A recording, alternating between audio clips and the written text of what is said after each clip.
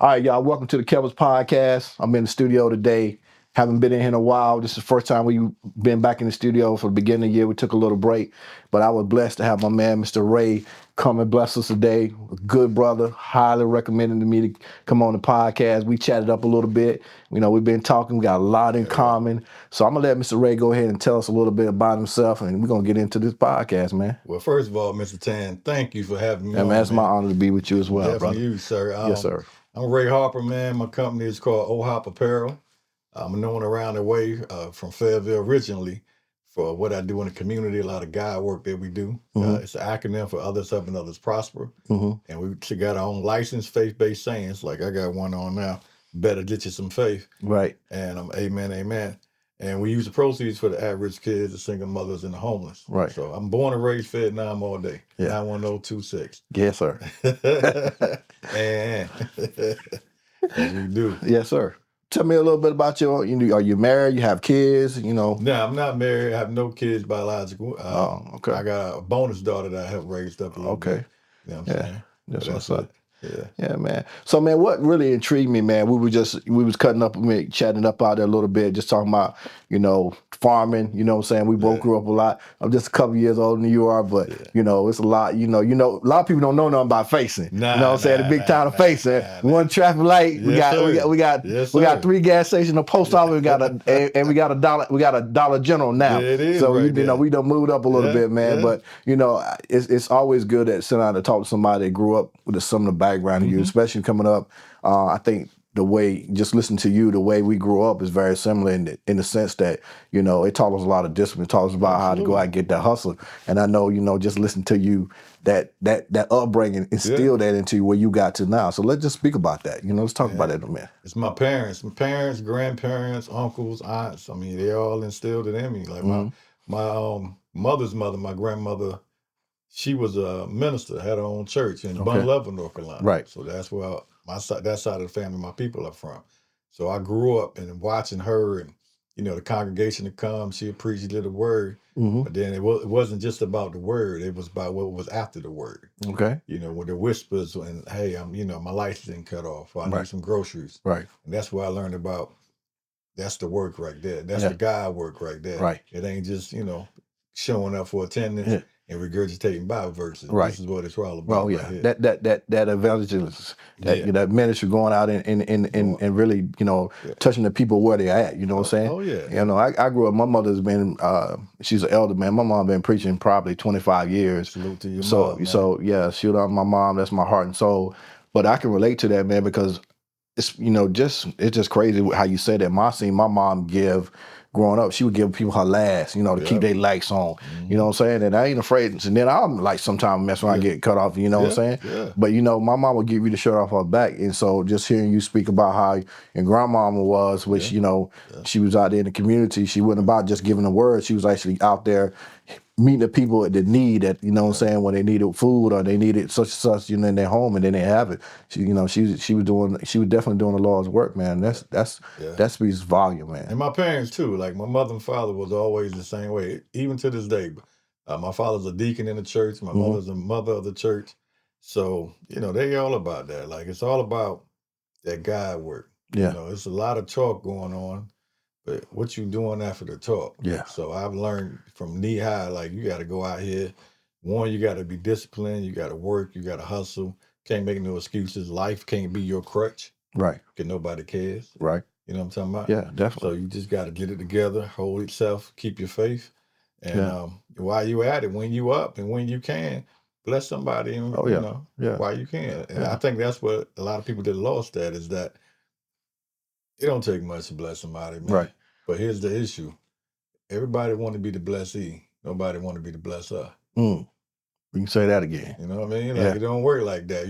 You wonder why things don't circle back to you. What are you giving out to the world? Right. Yeah. So yeah, you got to give that positive energy, man. Like you said, you got to be able to give, you know what I'm saying, and stay faithful to what you believe in. Absolutely. You know what I'm saying? And so, one thing that comes back to the memory when we was talking over the phone, you say, and actually I went on your website, on your Facebook page, and so you go all the way down to Florida and different places doing this, ministry work, looking out for people and stuff like that. Let's talk about that for a minute, Oh, absolutely, man. We done been as far up as Baltimore and every state between Baltimore to North Carolina and every state between North Carolina down to Florida and down to Louisiana. Yeah. I've been doing that for quite some time because I look at this, like when I hear people say, yo, they want to do some work, and I'm like, cool, start first in your backyard. Right. But don't pigeonhole yourself in the backyard. And that's what a lot of people do. Right. See, my God sent me any and everywhere. Right. When it's time to pull up, show up, and show out, Right. just show me the route. That's it. You dig what I'm talking about? I'm digging that. We got to go. Like, Yeah. like I remember one time, like, shout out to a friend of mine named Jaquel Leather. She's a great lady. She got a company called Seven Cuts Above. She's a hairstylist and a barber, right? And her, years ago, we used to do Serve Sundays for the whole state of North Carolina, 2 summers back to back for 2 months or 2 months and a half, something like that. 9 Sundays, 9 cities, 9 homeless shelters. We would pull up, she would cut the hair, we pull in other barbers. I would provide all the food and clothing. Okay. Things like that. So we did so many events that we've done over the years, and then a lot of stuff I've done independently, like on my own. Whatever I feel like God is telling me to go, I'm gonna go. And then wherever I'm at, it don't matter. Like most people think Florida, like, oh, it's time to chill and relax. Right. But we get that in too. That's the reward for the God's work that you're doing when you're there. Right. How can I pull up in Florida and it's palm trees and chill when I'm sitting at the stoplight and it's a homeless person, they need something. Right.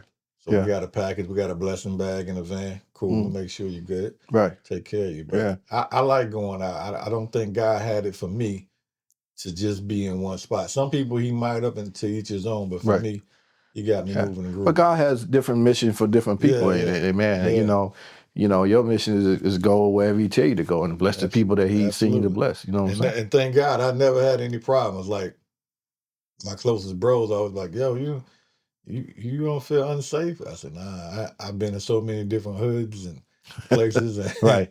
And I'm always cool. Right. I said, I think a lot of the time it's the energy that you bring. Yeah, that's true. I've been places, actually, the only time I had probably close to an issue was here in North Carolina and Greensboro one time. I had some volunteers in Greensboro that was with me, and we was feeding the homeless at this homeless shelter, but then we still had stuff left over, so we didn't take nothing back. Okay. So what happened was I said, yo, let's pull up to the gas station.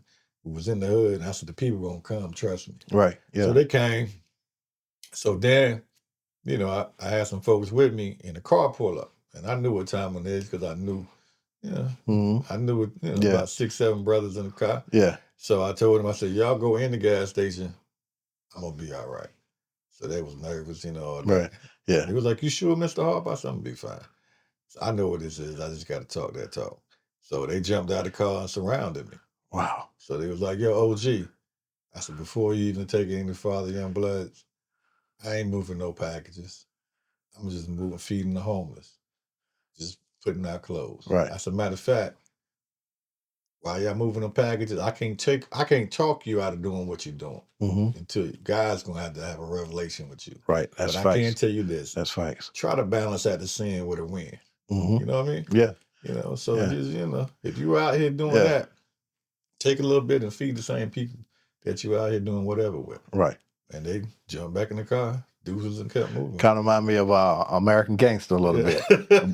Bumpy Johnson. Yeah. You know what I'm saying? Christmas, we hand out them turkeys, everybody throwing turkeys out to the people. But besides that, anywhere else, man, nobody gives no smoke. Thank God. It's just, I think when people see the aura, that godly aura of you, and they can tell in your voice and how you talk that you ain't on that type of time. Right. Yeah. You're a smooth cat. I seen you when you got out of the van, you know what I'm saying? Smooth, laid back. You just get that vibe like, yeah, listen, man, I'm chill, you know what I'm saying? Yeah. But we was having that conversation, but you talk you do a little boxing, you know what I'm saying? Yeah, shout out to my man Kenny Williams over there in Garner, North Carolina. Pride Boxing is his gym. That's my guy. I've been rocking with him for about 3 or 4 years. I can't remember now.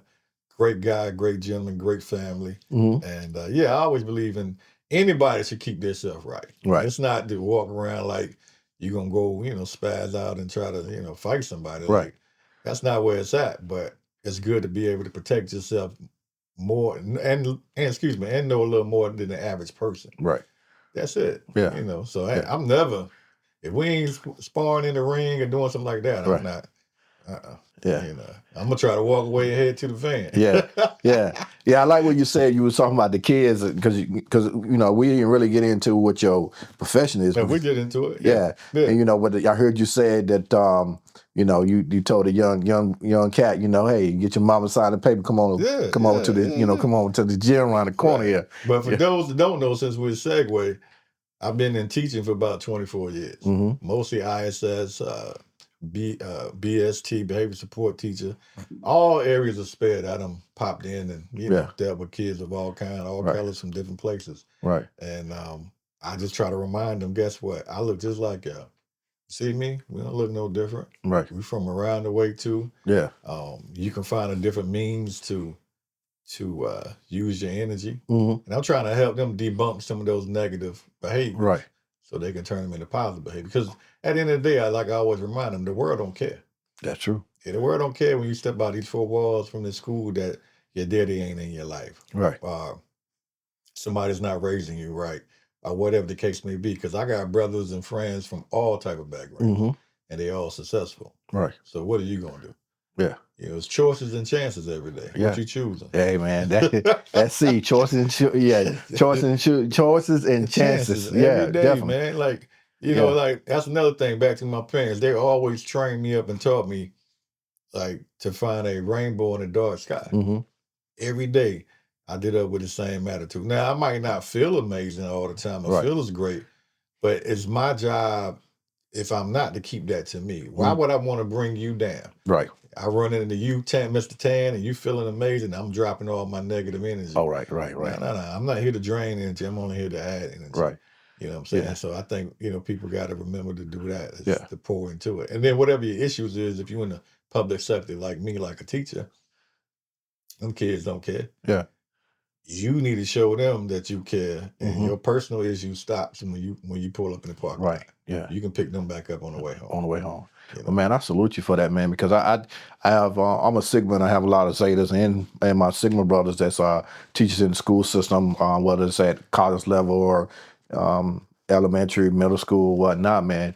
And I take my hat off to y'all because for the summer fight, man, nowadays, every time you turn around, you see the negative thing on the news, the kids bringing guns to schools and school shooting, man. And the United States has the highest. Just had one last week, actually. Highest shooting, killing in the school system in any other developed country, man. And so, I it's a different time than me and you because I'm gonna tell you about my growth. My mama, when I went to school, if you got in trouble, you went to the principal office, you put your hand on that principal desk, and that powder, you to get 3 or 5 licks, and we didn't have a cell phone back, like, you know what I'm saying? But right, you got off that school bus, when I got a school bus, my great grandmama knew I got a beating, and my mama got home, I got another beating. I just get 3 beatings for the one thing, you know what I'm saying? So it's a different time.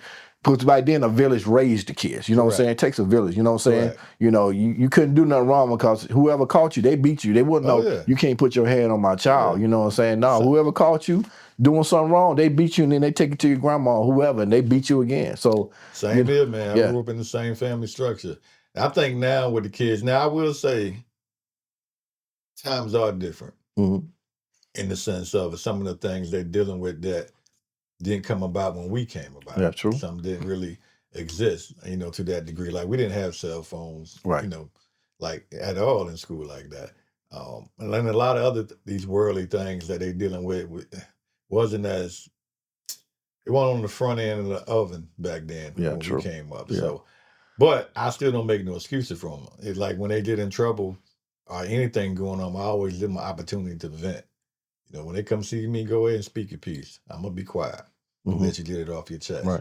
And after we get it off your chest, I got one job. I got to find little cricks and cranny in the conversation where I could drop them godly gems on you. Right. And ask you, how could you do better? What could you do different? And be consistent in my behavior. You know what I mean? In the school, and most importantly, outside of school. Right. It's like I tell a lot of other teachers, it's about that. Like you can look good in the school all day. But how do you look in the community? Right. That's How true. do they see you outside? When they see you outside, they see you on and popping, doing certain things. That makes them think a whole different, another level to who you are. Like, oh man, he's a well-rounded, respected guy. Yeah. That's what you want. Yeah. That's know? true. Yeah. Very true.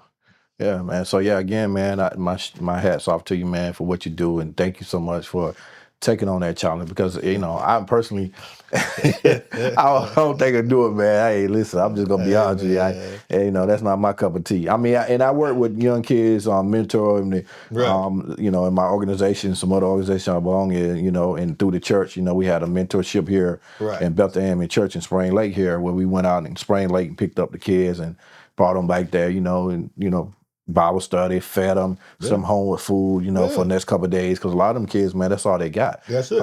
Because they come from, areas that's low income, or, the structure's not there. Well, most kids, I say within our culture, in certain schools, would you say that? Mm-hmm. They don't know that they poor. And the reason why some of them don't recognize that, because they can still afford dope sneakers. So they don't see that, I might have a $200 pair of sneakers on, but they don't equate, it ain't no food in the cupboard. Right. You know what I mean? The refrigerator. Yeah, that's real talk there. So that's a lot of kids don't recognize that. I mean, like, you come to school, you getting free lunch, but you ain't understanding that might be the only meal you have for the day. Right. But you got $200 Jordans on. Yeah, that's crazy.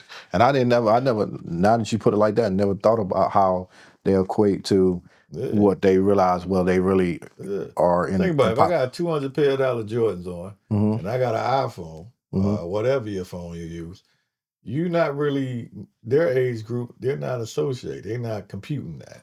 Like, oh man, they thinking, well, as long as I'm coming to school, my feet is fly, my phone is good, I scrap up some dough, because scrapping up dough for something to eat is kind of normal at that age anyway. But they're not assessing like, oh, okay, we'll go home. They don't put like, well, maybe I should have a $50 pair of sneakers. The other $150 can go back in the household. Right, for food. For food or something like that. Necessities.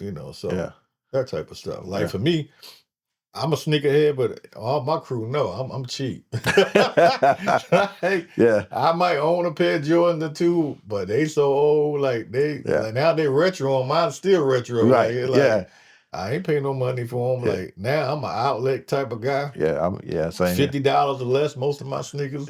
I'm not like, but to each his own. I get it. Some people got their energy. Right. That's where everybody got their vice, where they spend their dough at. Right. For me, I like to travel. I'm a Florida baby. I wasn't born there, but I feel like I was, because I'm a waterhead. You know what I mean? I like the water. Okay. So most of the time when I get the opportunity, I'm going to disappear down there and have some peace. That type of thing. So what's your outlet when you're not out here working in the school system? You're not out here. What gives you pleasure outside of serving other people? We know that, but when you're not doing that, what do you do to just kind of like, hey, let me do something for Ray? You know what I'm saying? I like to go to Florida. I like to go anywhere where there's water. Okay. That's my decompression time. Like prime example, in a couple of weeks, we got spring break coming up for our school. But everybody know, Mr. Harper gone. So he's 95 south. Yeah, I'm out of here. Lord willing, ain't nothing holding me back. But that's my place. And then if it's not that, on a day-to-day basis, I try to find a way to decompress. Well, I go jogging, because I jog too. If I ain't doing that, I get in the boxing ring. Or, you go catch a movie. I tell people, don't be scared to do stuff by yourself. Right. Especially to all my black men. And the only reason I specifically said black men, because we're the #1 for heart attacks and strokes and stuff like that. Yeah. And then to all men out there, that we got to find better ways to decompress. Because women do a great job. Oh, yeah, sir. They go on trips. They do their shopping, things of that nature. Yeah. Brothers, we just want to sit at the bar, eat chicken wings, and nothing else. Yeah. So, but I tell them, like, yo, you got to get something else popping, man. You got to, go for a walk. Figure out what you like outside of that. You know what I mean? That, fall in love with something new too. Right. Like I think a lot of times brothers, we like anything else. You get caught up in the rigmarole of the same monotony of doing the same thing over and over, but you got to let your mind elevate. Be open to new stuff as well too. Yeah. You're trying to live for the long haul. Right. Yeah. Most of my crew, we all work out. Everybody got a different discipline. Some more box, some Muay Thai, some jiu-jitsu. Mm-hmm. Everybody got their Yeah. own level of disciplines just Right. to keep themselves, together as much as Right. possible. Yeah. Yeah. So why are we on that subject? Because I'm a big component of mental health for men. Growing up where we grew up at, and very similar, we mental health never been, discussed. It was, right. We didn't even hear the word coming up. Right. And that saying, what goes on in the house stays in the house. If you go outside and tell what's going on in my mind, you got to beat him. You got to kill him. At least I did anyway. That's for sure. Yeah. So, but I didn't really know a lot about, and I've said this before, I didn't know a lot about mental health until, man, I came back from my first tour from Iraq, man. And that was not my first tour of seeing, crazy stuff, but even then back in, was 98, I went to Bosnia, 98, 99, I did some time in Albania and stuff like that, seeing some things. And even then I didn't know nothing about mental health. Mental health was not, for as me being in the military, mental health wasn't became a big issue until after Iraq, right? And so I'm a big component of mental health, especially for men, because we deal with so much stuff, you know what I'm saying?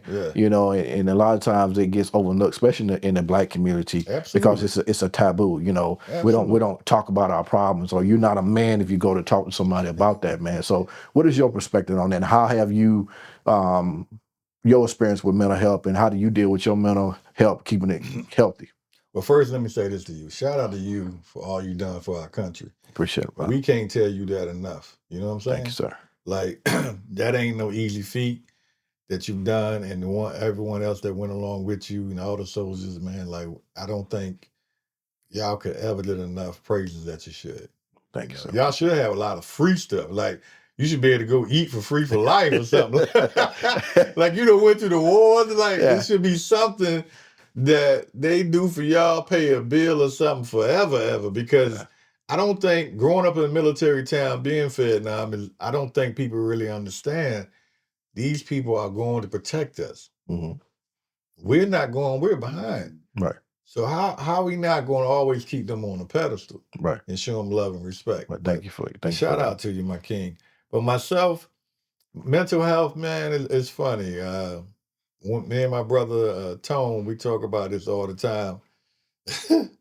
You're right. When you're 40-something years old, I say this a lot. When you're 40 plus, we come from an era with mental health.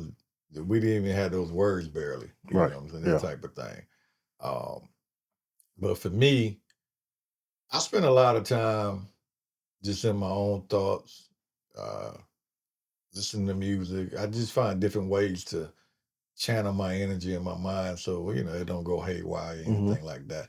And the true source that I really tap in is God, man. Yeah. You got to live up to God. God has brought me a long way through the things that I might have seen and been through, and some trials and tribulations. Like, I keep him as my source, and I find other ways to deal with my mental health, and I keep it moving and grooving. And then I think you got to have a real solid brotherhood.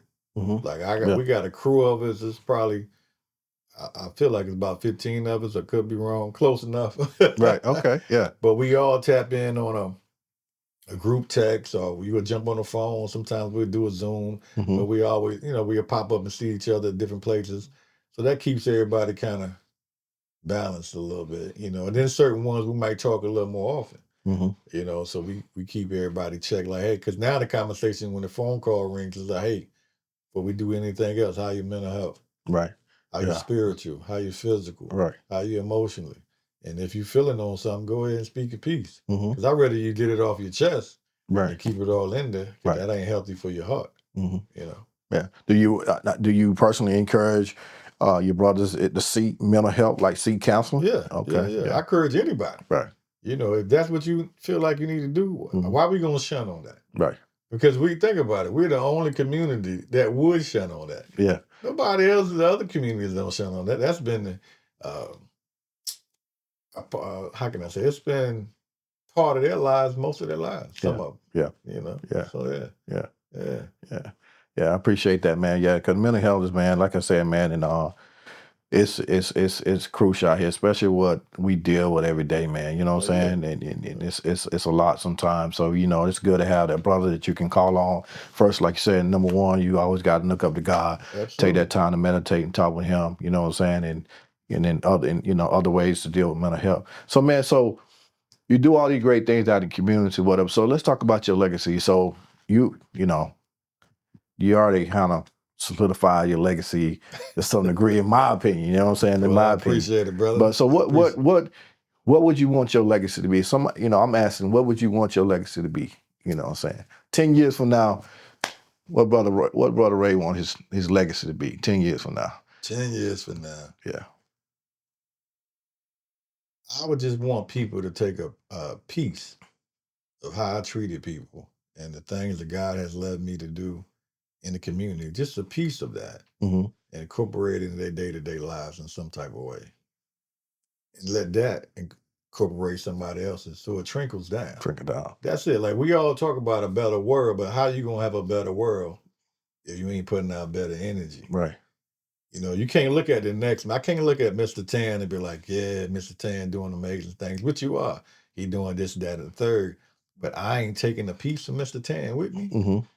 And I ain't going to implement that. Right. I'm just going to sit back and put it all on you. That I don't do nothing. Yeah. But see, we don't know everybody. See, and God ain't going to have you and I run into the same people. Right. So the people you're supposed to run into, you give them a piece. Yeah. That's true. I got a whole set of people I'm supposed to run into, give them a piece. Right. But that's what I want people to know is don't look at it as, you know, he did all these things. Cool, that's dope. But what can you take from it and implement it in your life? You know what I'm saying? That's why this band says, OHOP, others helping others prosper. You become a other. Right. You know what I'm saying? It's your job to go one. ahead. Teach one, learn one. Yeah. So that's it. That's what the end goal is for me. And then even on the business end, and the end goal is to get my products in some stores, and then a portion of the proceeds from that store go impact that community. Right there. Yeah. You know, no red tape. Like when I say no red tape, shout out to Charles Curtis. Right. That's my girl, that's my sister. Yeah. Man, we've been rocking for a long time, man. Ever since we met, we've been like this. Yeah. Big shout out to Charles Curtis. Yeah, that's my girl. You out there, Charles, and much definitely love. Shout out to you, baby girl. Shout out to you. You know it's love, yeah. I've been knowing her for a few years, man. Amazing queen. Yes, amazing queen. You know what I'm saying? Yeah. So, but my point was, like, that's another person that does great work. Like, I know quite a few people out here that's just amazing. They don't get enough credit. Right. You know, like, they just don't, Yeah. you know, but she got her own legacy. I know other people, but that's my legacy, man. It's just, you know, ain't no rocket science. Just go out there and do good. Like, if you're reading the Bible, right? Yeah. Go implement the Bible. Right. This ain't rocket science. Yeah. Hey, come on. Yeah. Ain't nobody expect you, you know, like I tell people, I'm not, nobody expecting anybody to be a holy roller. Right. Like, I expect you, you know, some people can, you know, but let's be honest here. It's not about all you take in and all you read. It's not about your attendance. It's about what you're doing, how you treat people. Right. That's true. You know, that's if you want to cure the world, that's the cure. You know, everything else is out there. But if you want to cure the world with love. I'm going to give you an example. I went to the bank before I got here. And the teller lady, she was, I said, how your day going? She was like, it's going. I said, well, guess what? She said, what? So you woke up this morning. She said, yeah, I reckon. I said, no, I ain't reckon. You here. Yeah. I said, let me say this to you, miss. Regardless of what the day may look like, you here. Right. And guess what? The day shall end, right? She said, yeah. And hopefully God give you a fresh start tomorrow. Right. So everything else, who cares? You get through it. Yeah. You know what I'm saying? I appreciate the wake up. Right. And be blessed with that and figure out everything else. Yeah, my battle buddy, my best friend at work, man, he always, when people talking, he say, hey, a great day, I'm on this side of earth. You know what I'm saying? Yeah, I'm on this side of the ground. dirt. Yeah, I'm on this side of the dirt. You know what I'm saying? And so, you know, he says that multiple times during the day, especially when he's dealing with service members, you know what I'm saying? And so that's definitely a word of encouragement, man. And I can see that, man. I can see your legacy and I can see that part in you. You know what I'm saying? So let's switch over to the podcast side. You know, you kind of dropped that jewel on me earlier when you said, hey, you talked about the mics and all that kind of stuff, man. So how do you get your creativity to produce, create content in any fashion, you know, however that may work for you. It's funny, like I started out doing content. A lot of it's on my TikTok and my IG. Some of it's on my Facebook. It was just like these little 30 seconds to a minute inspirational messages, right? Mm-hmm. So I originally started doing it for me. So I can go back and just remind myself on my days I ain't feeling 100. But then at some point, they started to pick up a little momentum. Mm-hmm. And then, you know, people leaving comments and all that type of stuff. So but I did the inspirational for God. I'm going to tell you a story, though. I mean, one time I thought I did it. Like, I thought I was the source. I got a little big head. Yeah. I had a little following. Yeah. Excuse me. And I was like, oh, yeah, man, you know, I do this like it ain't that. Excuse me. I was in Florida, and I was in the Keys, Florida Keys. And I was going to a certain spot where I did a lot of content at the time. So I rolled down, got to the spot. I said, yeah, I'm going to knock it out. You know, I was kind of like pushing what I was doing because it flowed so good. I felt like I didn't need the inspiration for God for a minute. You know what I'm saying? Right. That's the ignorance of man. Yeah. You did? Yeah. So I did out there. I'm out there for 2 hours. I couldn't even talk straight. Like, so everything you said was fumble. Yeah. Yeah. Like, I was like so irritated, man. I was like, man, what is popping? So I said, whatever. I finished up. I did 0 content. Mm-hmm. I said, all right, God, obviously this is you. This ain't me. This is you speak through me. Mm-hmm. I done got a twist. I got a little above myself. Thank you for humbling. Got a little managed. Yeah, we say that in the country. Managed. Yeah, smelling your musk. For sure. So what happened was I went back 2 days later. Mm-hmm. I was just down in Marathon, Florida, moving around, and something spoke to my spirit. And I said, oh, that's it. Mm-hmm. So I went out to the spot, mic'd up, and I did it. And then after that, I spent 2 hours and I had 8 clips. Because it was just flowing. But it's all spiritual for me. Yeah, right. You know, if it ain't positive, it ain't motivating, what are we doing? Like, because that's how I look at life with people. Like, what are we talking about if we ain't pouring into each other in a positive way? Bro, you speaking my language right, bro. You speaking my language, bro. Because if you ain't doing that for me and I'm not doing that for you, I'm wasting your time and you wasting mine. Mm-hmm. Like, God put people in places for a reason. Now, he don't put you in there, to me, for negativity. Right. There's something positive that you can learn for that individual, whether it's a spoken word or something, some type of seed they got to plant. Mm-hmm. You know what I'm saying? They might not be around to see it grow, and that's okay. Everybody ain't supposed to last for a season. Right. Some people just supposed to plant the seed. Right. Some people come along and nourish the seed. That's it. And some people come pick it when it's already grown. That's it. You know, that's it right there. Yeah. My mom always told me in growing up in the church, God has a ram in the bush. Yes, sir. You know what I'm saying? And you, man,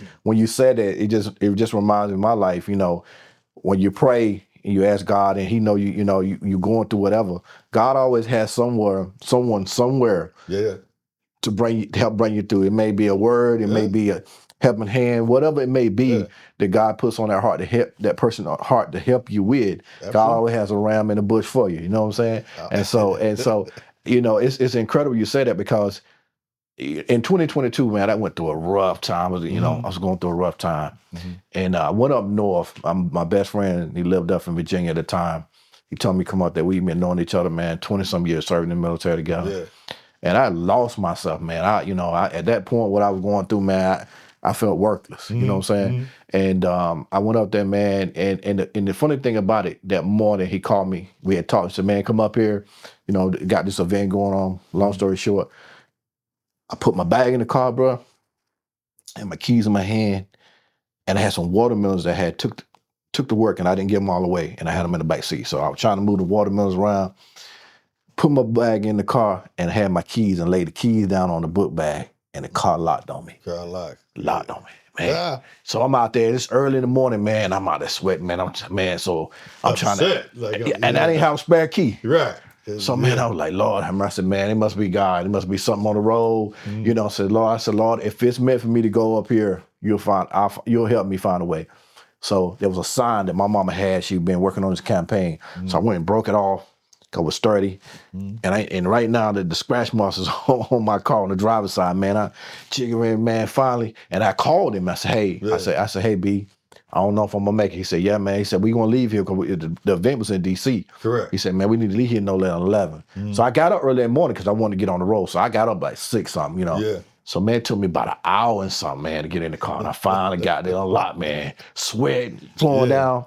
Upset. So I put the time in there, man. The first time I put the distance, whatever, it calculated like 3 hours or something. And by me messing around, I went back and hit again, man. It said 2 hours and 45 minutes, man. I called and said, man, they got me getting there at 10:35. We had to leave at 11. So man, I hauled butt, man. And that was a turnaround in my life. And I say that, man, because, I just prayed to God. I said, God, if it's meant for me to go, you know what I'm saying? And that one event, it catapulted me to my first book. You know what I'm saying? It helped me get my first book, and then just the brotherhood, the people, the connection he had up there, man, was so positive. You know what I'm saying? That first weekend up there, man, all the people introduced me to was like people that were business minded, they were positive, you know what I'm saying? They was like uplifting, And so we had brunch on that Sunday and said, hey man, we know you got a podcast. He said, you need to write a book, you know what I'm saying? Yeah. Telling people how to get started in this thing, right? Absolutely. And the funny thing, I had wrote a couple of chapters, but I'm not no writer. That's not my strong skill. I'm just tell you right now. But I wrote, it's been, scribbling down stuff. So I said, man, I got a little something I wrote. I said, all right, send it to me. It's no lie. A week later, man, I had a whole book. You know what I'm saying? The brothers we had conference, we talked, man.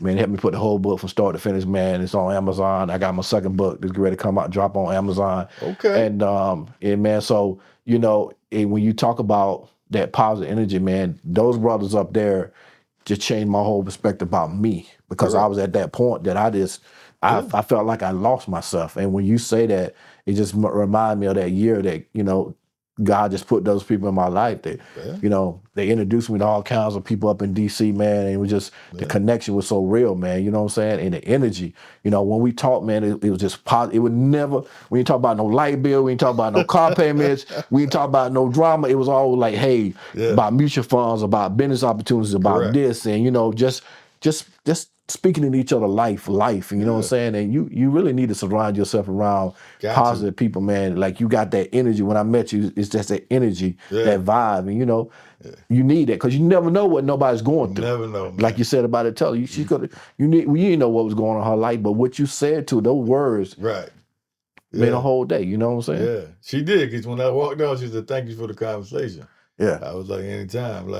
But that's how you got to be. Like, we got a tight circle, like my immediate circle. Shout out to Vince King, James A. Vic, Tone, Xavier, the whole squad. Those are my brothers, man. We've been running since doggone knee high. Right. And we done been through the fire, a lot of situations. But I will say, what we don't do, and we won't allow each other to do, let me put it like this. And shout out to my bestie homegirls too. We don't allow each other to fall.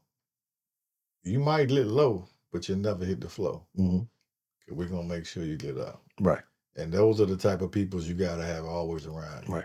Life is going to let everybody low sometimes, because life's going to be life. Life going to be life. But if you ain't got somebody around right when you about to fall all the way outside of God, grab you by your shirt for you hit rock bottom. You know what I'm saying? Between them and my parents and all that, man, come on now. So when I did on my worst days, or anything that's really jumping off in my mind, I think about them. You know what I mean? Like, come on, man. Yeah. Then I think about what God already had, got me here to do, because,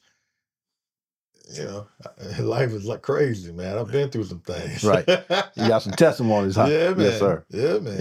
Yeah. Like, I just told somebody the other day that was talking. I said, man, it's like you got a big heart. I said, the funny thing is, this same big heart you think I got, when I was born with a hole in my heart. Wow. So when my mother had me at Cape Fear in Fayetteville, they put me right on a helicopter. I went to Chapel Hill for almost the next 2 years.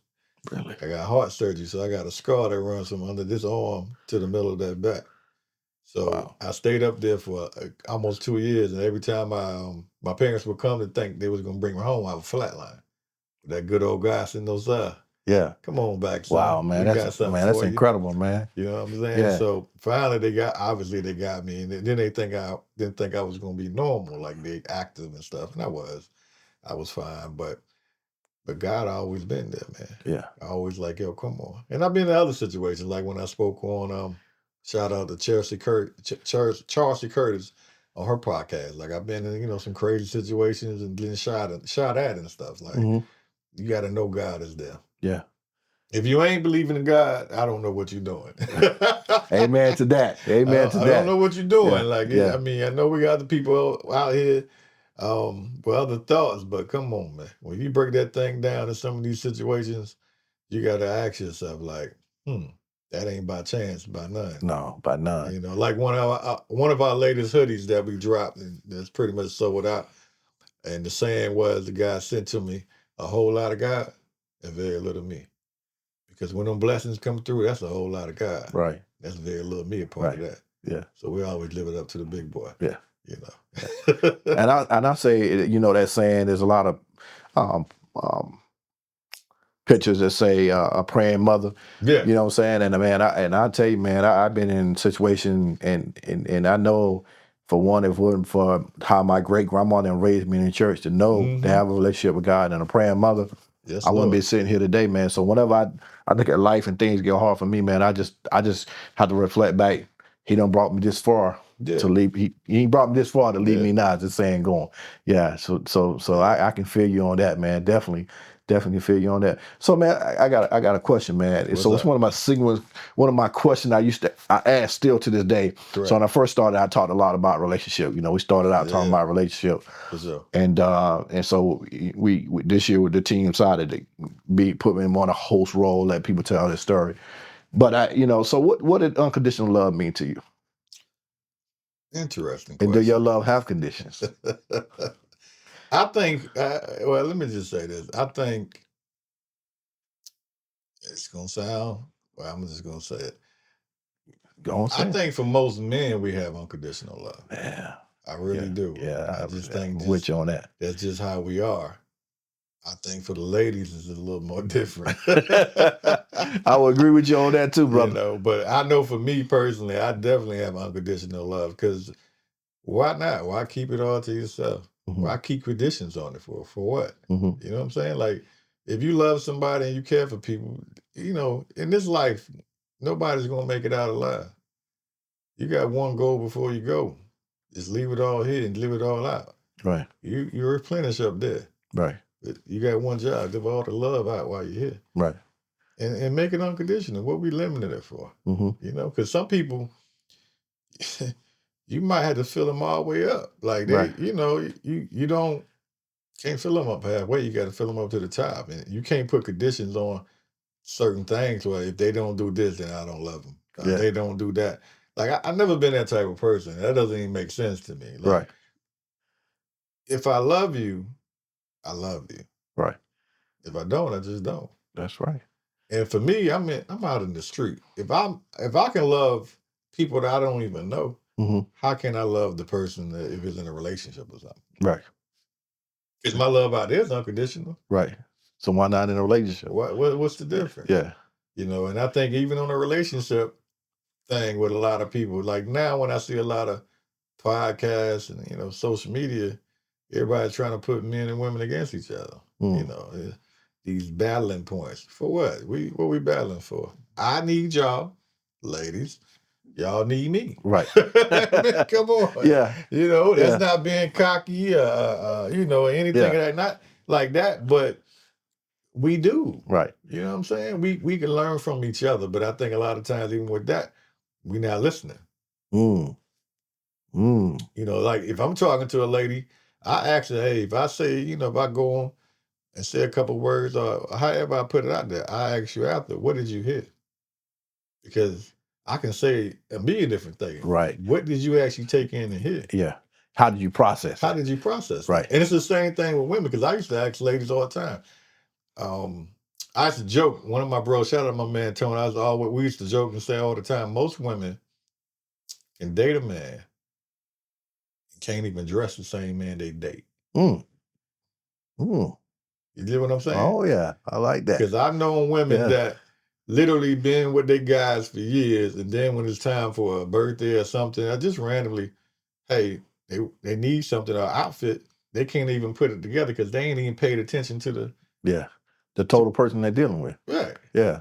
But in men, we always supposed to pay attention to the details. Right. Yeah. But a lot of women don't seem to pay attention to the details.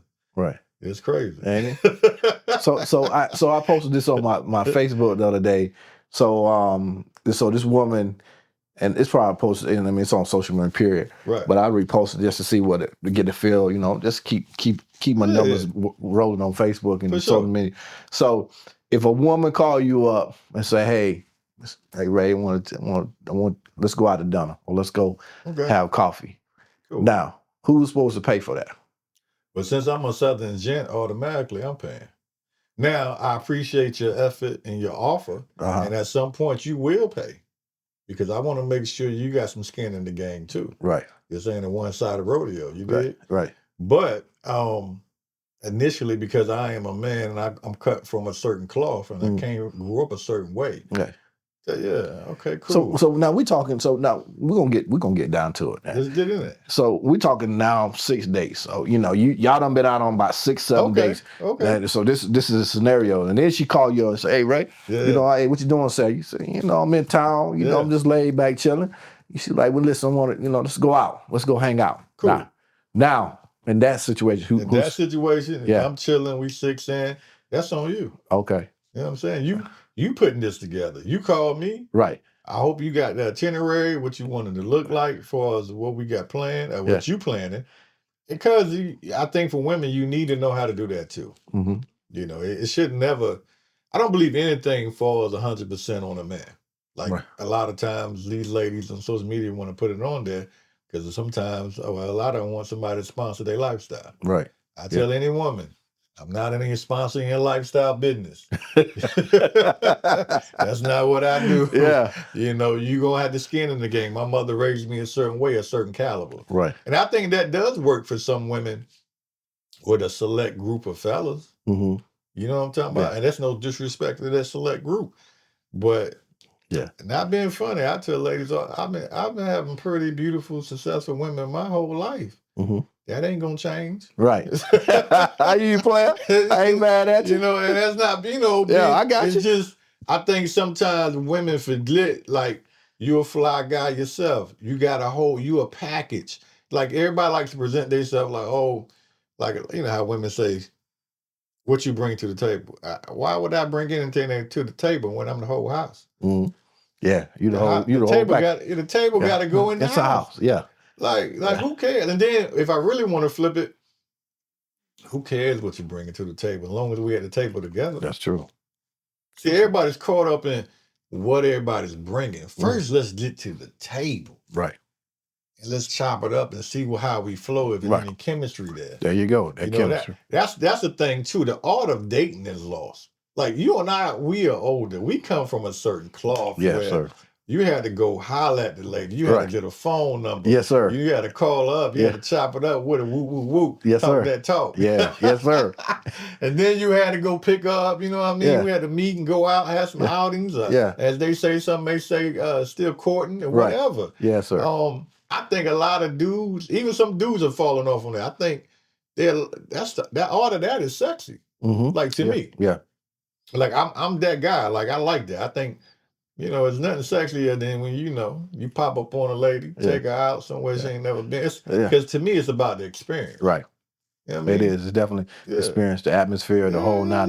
Yeah. So in this scenario, this is the conclusion of the scenario. So the lady asks this guy. So the guy, they go out to eat. Correct. So the bill comes. So the guy in the scenario is looking at her like, you invited me out. Right. So she starts saying the guy, broke and he's gay and all this. So they got the, so the guys, they go back and forth. And so a lot of the ladies say, well, some ladies say, well, if I ask you out, that don't mean I'm paying. It just mean, you know what I'm saying? The most, but out of the, I don't know, 40, 50 comments, most women say, hey, if I call you up, I got my own money. You know what I'm saying? A lot of ladies these days also say, their dad or their uncle or their mom always say, when you go out, make sure you got enough money to take care of yourself. You never know what's going to happen. Absolutely. So in that situation, I'm like you, and I told a couple people this, even if you ask me out, it depends on what the skin in the game or where we at in the game. I'm gonna go ahead and pay. You know what I'm saying? That's me. And I normally say, you got me next time. You know what I'm saying? Right. You know, that type of thing. But that's how I was brought up. You know, so I was raised by a single mom. Yeah. My grandma and them. You know what I'm saying? So I was. They taught me how to treat a woman from their experience or what their perspective was anyway. And to piggyback off of that, watch this. So if we out eating and say it was her, right? She invited me out and we did there and say she humming and hawing about the bill. Like she don't want to pay. Cool, I'm always be a G. I'm gonna pay both. Now, when we get back behind closed doors and have a real conversation, the energy might shift, but we're gonna have a great conversation because I'm gonna bring it to you and say, well, you invited me, but you led it with the expectation as you was taking care of everything. Now, if you didn't have that intentions, you should have just told me that on the phone call. I don't mind going and doing anything. See, one thing I'm never going to do is get out in public and act in a different character. Well, that's one of my pet peeves, boy. I'm gonna tell you right quick, man. You want to see another side of me get out in public, try to stunt on me? I don't do well with that, brother. I'm gonna tell you, this post-match stress might kick in on you. You know what I'm saying? I get out anyway. I'm always be cool, but I promise you, I coolly get up and we're gonna pay that bill. And then after that, you might not be around no more. Right. I keep it moving and grooving. I think that's the part that's lost about us kings. We're so the world is so fixated on queens, and queens supposed to have this. We kings, baby. Like we was raised as kings. So when you know you won, you ain't gonna accept but so much. That's true. You know what I mean? I tell any woman when they meet me, it's not being cocky. I'm a high value guy to myself. It ain't got to be to you. I know the values of my mother and my grandmother and my father and all them poured into me, and not a let alone God. Right. So if whatever you think, I can care less. But if you happen to like those values and my values matching your value, sign up for this rodeo. It's about to be a show. Yes, sir. And I like what you said because I tell women all the time. When I first started this podcast, man, and I was just from DC, Maryland down to Georgia, got a chance to sit down and just have conversation with women and just, see what the world was out there like, you know what I'm saying? And I tell women all the time, and you alluded to, it's the atmosphere. Like you said, I'm gonna pay their bills. We're not gonna make no scene, but when we get back to the house, and I tell women, you can't expect to have a king or a man and talk to him like he's your child. Nah. See, that bothers me real bad when you feel like you're gonna talk down to me. And I tell women, you know, with anybody, man or women, it's the atmosphere and how you how you bring something to someone. Absolutely. You know what I'm saying? Yep. You know, if you bring them to them and it's rah rah rah, no matter who is gonna get on the fence, most likely. But if you bring them back and you said the atmosphere and you say, hey, listen, this blase like a G, like a king, like a man would, or a grown woman, a queen would, then you know what I'm saying, your point is more acceptable. But I tell people, women all the time, it's how you bring it to a man. You know what I'm saying? Because I found that, how you present it. That's it. And it's the tone you're using. Exactly. You know, it's the same thing when I speak to young people and they trying to talk to another adult, whether it's a teacher or their parents. My mother used to get on me so bad because when I was younger, I would say things, I'm so direct that if I'm not joking and I just say it, you think I'm upset or something because of the tone. And we both got voices, deep, raspy, you know how that goes. Yeah. So, but I had to learn, like, okay, when I really got to tell you something, I got to present it in a certain light where it doesn't come off where you think I'm upset or anything. Right. And that's what a lot of ladies have to understand too. You got to find you and your man, your person, what's your love language. Right. And what's the tone to that language? But nobody defines that but y'all. Right.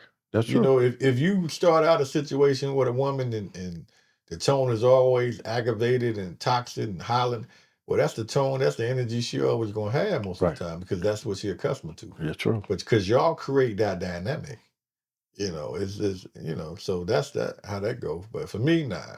I meet a lady, we break bread, it's cool. We're gonna take care of the bill, it's all love, but I'm not acting out in public. That's not me. That's not my groove. Because I look at it from the standpoint, actually I look at it from a bird's eye view in the sense of God got me out here doing too much amazing stuff. And too many people moving around that may know me and I might not know them. It only takes 1 millisecond for me to show my tail out here in the public sector. Right. then that'd be the thing that takes you viral. Right. You know That's what they're gonna remember. That one time, no matter how much good you done, it's that one moment that you acted out of character. That's it. That's what they're gonna. That's even what on your. That's why I tell guys, on your worst day with a lady or anybody. I know we all got tempers. They can flare. You can get agitated. But if you can, do your best, man. Walk away, pull off, and go. Whatever. Don't be on the phone out there in the car, public somewhere arguing. Yo, hit them back at a different private sector. And I think that is what's missing in the world, because even with the young generation, they want to do everything public. Mm-hmm. And I'm one of those people, like you're going to get the community with me. You're going to get the teaching life on social media. All that, the motivational stuff, all that's going to be on social media. But my private life, who I entertain and date in my private life, you're not going to see that. Right. Until the day I get married or something, or a life partner, you might see a silhouette of her. Mm-hmm. But I feel like that's all I got left for me. Right. And I think the problem with a lot of people is they want to put everything public. Right. Just some things you got to keep something to yourself and That's to true. your soul. Don't give the world so much access to all your life. Mm-hmm. And then you get pissed. Like, we both on social media. I always laugh and I see women, guys too, like every other month they're in a relationship. Mm-hmm. Yeah. Then it doesn't work. Then they trying to delete the pictures. And then they get pissed at you if you ask them about them. Somebody asks about such and such on the comments on an old picture. Right. Like, you living everybody. Yeah. And stop. And that's another thing. People got to stop using social media to validate relationships of any kind. Whether it's marriages, dating, whether it's family. Social media is not your validation point. Boy, you preaching. You know what I'm saying? You preaching right now, brother. That's not your validation point. Sir. That validation point is between you and God. That's right. And that person. Nobody, no other man or woman or such thing of that nature can dictate and tell you and inform you. Mm-hmm. That's what's up. That's right. And that common sense with people has been lost. Yes. Lost in the sauce somewhere. Like, I don't understand. Yeah, that's so true, man. I keep my I let people see what they want to see. You know what I'm saying? Absolutely. Because I got these platforms that what I love to do, but when it comes to my personal life, I keep it personal. You know what I'm saying? Absolutely. Because man, I've learned from previous situation, man. When people are jealous and people pray against you, and people, they're jealous, they're in my heart. You know what I'm saying? And so you got to, like you said, you got to have something for yourself. You got to hold something. Got to, man. In the faithful breast, as we say. Man. You know what I'm saying? So yeah, man. I dig everything you say, man. That's real. That's real word right there. That's OG right there. That's most important. Like, look at your parents. Regardless of they might be acclimated to some social media, they ain't doing that. Mm-hmm. Like I always tell people, you don't even hear me. Now I am human. You wouldn't hear me cuss or anything derogatory, anything with a negative word. Unless I'm in my private and I'm talking to one of my people, and everybody got different languages when you talk with some of your people. Right. Why would I do that in the public?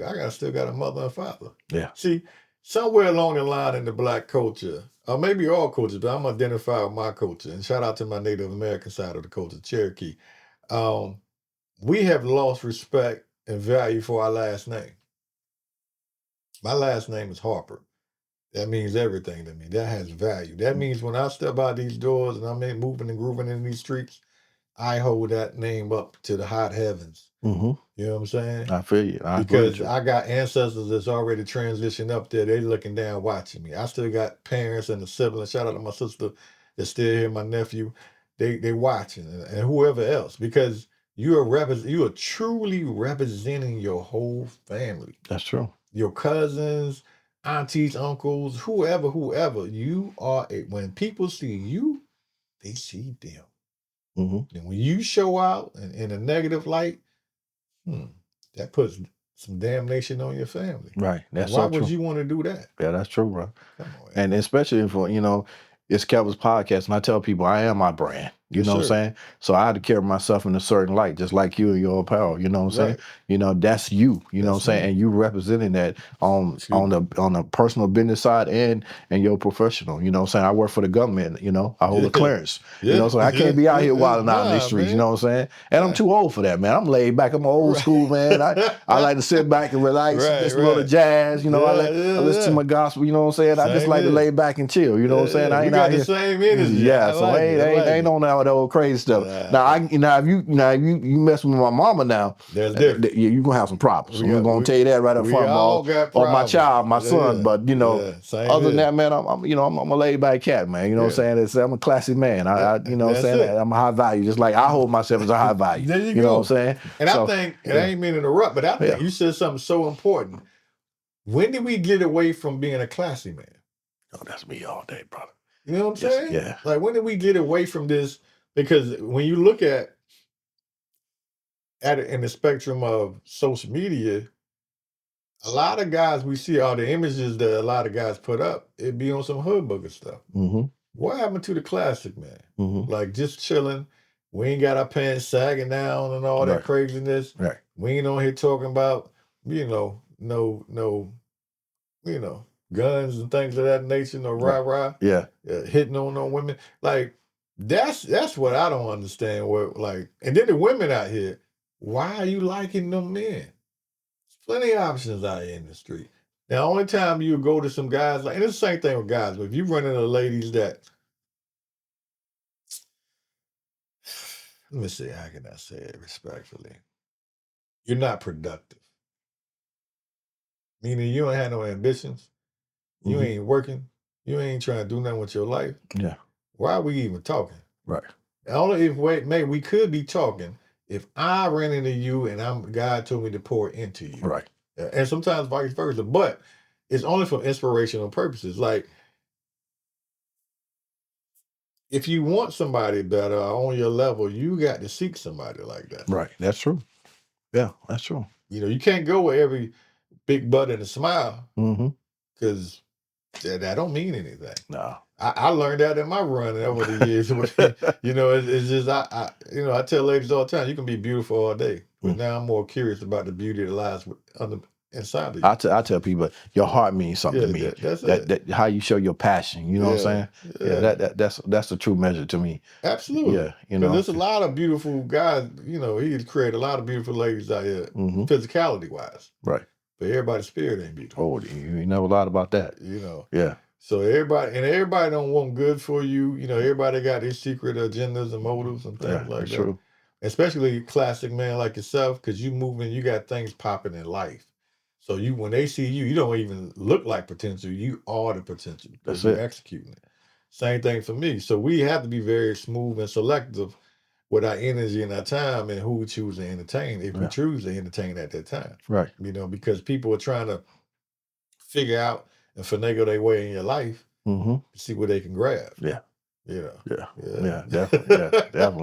Definitely, man. Man, I'm telling you, man, I gotta have you back on the podcast, man, because I love man, you, this been a great vibe for me, man.